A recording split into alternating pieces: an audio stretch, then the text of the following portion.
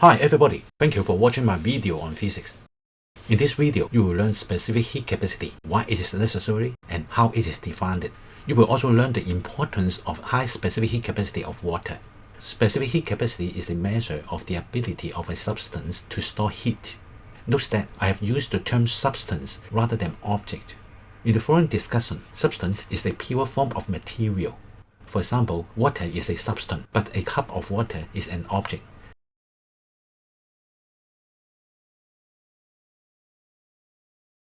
When you go to a beach on a hot day, you cannot walk on the sand with bare foot because the sand can be very hot. The hot sand may burn your feet. Now look at this funny lesson on hot sand.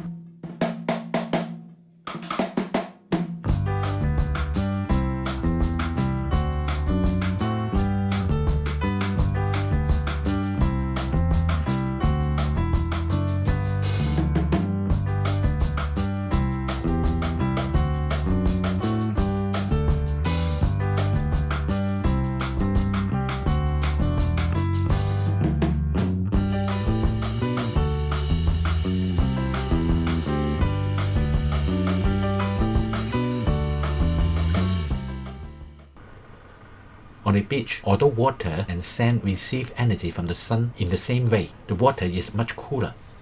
Look at this surfer. He has just gone out of water. In order to avoid burning his feet by the hot sand, he must run quickly through the sand. So you can see a huge temperature difference exists between sand and water under the same condition. By using a thermometer, we can verify this temperature difference. For example, while the water temperature is only 20 degrees Celsius, the sand temperature can be as high as 50 degrees Celsius. For each kilogram of water and each kilogram of sand, if they absorb the same amount of heat from the sun, their rises in temperature are different. The rise in temperature of water is much smaller than that of the sand. It means that water can receive much more energy before its temperature is as high as the sand. Intuitively, therefore, water is a better material to store heat. Or intuitively, water has a higher specific heat capacity. Let's see how scientists compare the heat storing ability between substances. The definition of specific heat capacity is the energy required to raise the temperature of 1 kilogram of a substance by 1 degree Celsius.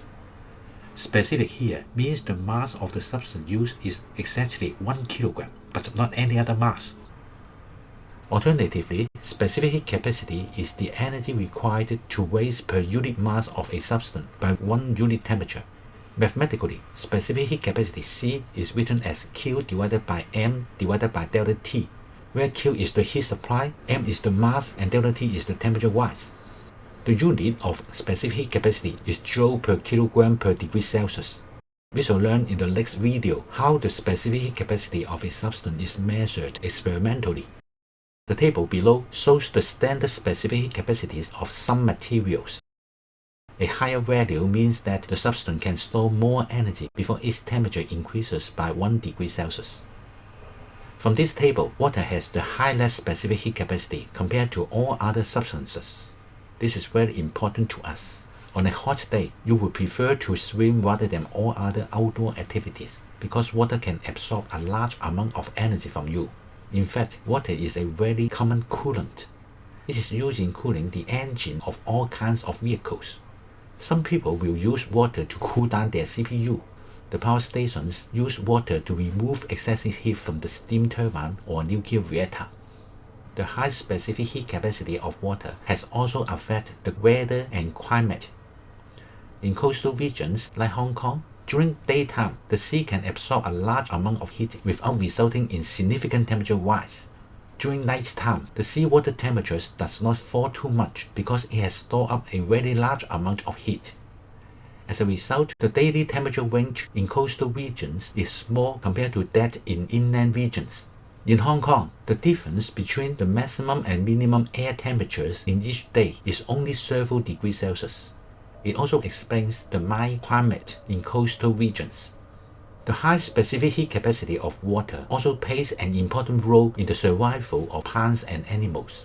Since water can store up a large amount of energy without significant temperature rise, the body temperature of living organisms can remain steady even the temperature outside changes rapidly. This allows time for living organisms to adapt to the environment or escape from the extreme conditions. Now, let's look at some numerical examples. Example 1. If 5,000 joules of energy is needed to raise the temperature of 2 kg of oil by 5 degrees Celsius, what is the specific heat capacity of the oil? Here, the heat supply Q is 5,000 joules, the mass M is 2 kg, and the temperature-wise delta T is 5 degrees Celsius. Applying the formula for specific heat capacity, C equal to 5,000 divided by 2 divided by 5. The specific heat capacity of the oil is 500 joule per kilogram per degree Celsius. Example 2. What is the heat required to increase the temperature of 3 kg of water from 25 degrees Celsius to 75 degrees Celsius? Given that the specific heat capacity of water is 4,200 joule per kilogram per degree Celsius. Here, mass M equal to 3 kg. The temperature change delta T is 75 minus 25 or 50 degrees Celsius. The specific heat capacity C is 4,200 joule per kilogram per degree Celsius. By C equal to Q divided by M divided by delta T, the heat required Q is M times C times delta T. The result is Q equal to 3 times 4,200 times 50 equal to 630,000 joule. Written in scientific notation, this is 6.3 times 10 to the power 5 joule. There are several points to note about specific heat capacity. Firstly, specific heat capacity is used to describe a material. For example, it is correct to talk about the specific capacity of water, or the specific capacity of olive oils, or the specific capacity of steel, or the specific capacity of wood. But it is incorrect to say that the specific capacity of a cup of water is so and so, or the specific capacity of a block of iron, or the specific capacity of a pair of scissors. This is because a cup of water or a block of iron is an object. To describe the ability to store heat by an object, we have to use heat capacity instead. Secondly, the specific heat capacity and heat capacity are related by the following formula. Heat capacity equal to mass times specific heat capacity. This is because C equal to Q over delta T and C equal to Q over M times delta T. Multiplying the second equation by M on both sides, we have MC equal to Q over delta T, and it is C. Finally, specific heat capacity depends on the state of matter. Water in liquid state has the highest specific heat capacity. Its specific heat capacity in solid state, that is ice, is only 2,100 joule per kilogram per degree Celsius, or 1/2 that of the liquid state. Incidentally, the specific capacity of water in gaseous state, that is steam, is also 1/2 that of liquid water. In summary, in this video, you have learned how to compare the heat storing ability between substances, and how to calculate the energy required to raise a given amount of a substance by a certain temperature. Question for discussion. Please write down as many differences as you can between heat capacity and specific heat capacity. Be the first to write your answer in the comment below.